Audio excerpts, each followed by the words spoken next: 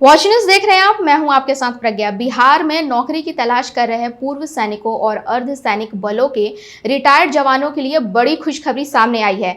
Bihar police ने विशेष सशस्त्र police यानी एसएपी के 15,821 पदों पर बहाली प्रक्रिया शुरू कर दी है। इस भर्ती को बिहार की सुरक्षा व्यवस्था और पूर्व जवानों के पुनर्नियोजन की दिशा में एक बड़ा और ऐतिहासिक कदम माना जा रहा है। सबसे खास बात यह है कि इस बार भर्ती प्रक्रिया में बड़ा बदलाव किया गया है।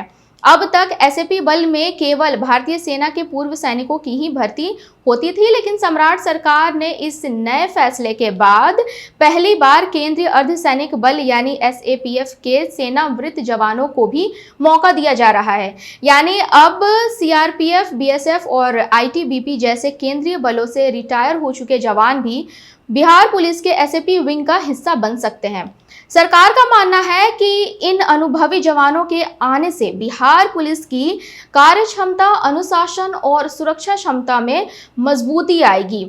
बिहार पुलिस मुख्यालय ने इस पूरी भर्ती प्रक्रिया के लिए दानापुर कैंट स्थित सेना रोजगार कल्याण संगठन यानी AREO को नोडल इकाई बनाया है। भर्ती प्रक्रिया पूरी तरह पारदर्शी तरीके से आयोजित की जाएगी। इसमें मुख्य रूप से शारीरिक दक्षता और दस्तावेजों की जांच के आधार पर चयन किया जाएगा।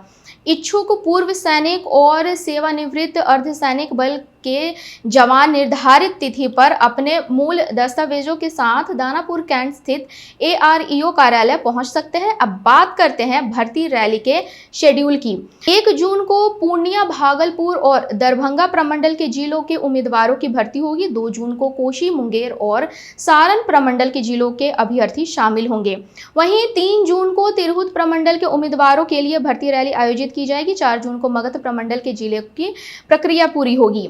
6 जून को पटना प्रमंडल के केवल पटना और नालंदा जिले के उम्मीदवार बुलाए जाएंगे, जबकि 7 जून को पटना प्रमंडल के बाकी जिले जैसे भोजपुर, भभुआ, रोहतास और बक्सर के उम्मीदवारों की भर्ती होगी।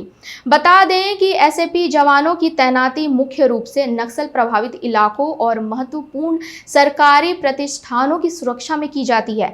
ऐसे में सेना और अर्धसैनिक बलों में वर्षों तक सेवा दे चुके अनुभवी जवानों का शामिल होना सुरक्षा व्यवस्था को और मजबूत करेगा।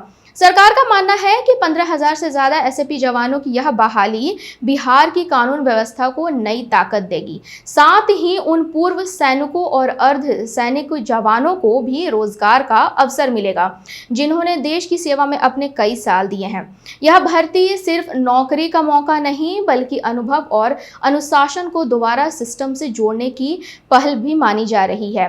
अब देखना होगा कि इस बड़े फैसले के बाद बिहार पुलिस की सुरक्षा व्यवस्था में कितना बदलाव देखने को मिलता है। ऐसी ही खबर के लिए बने रहे वॉच न्यूज के साथ। धन्यवाद।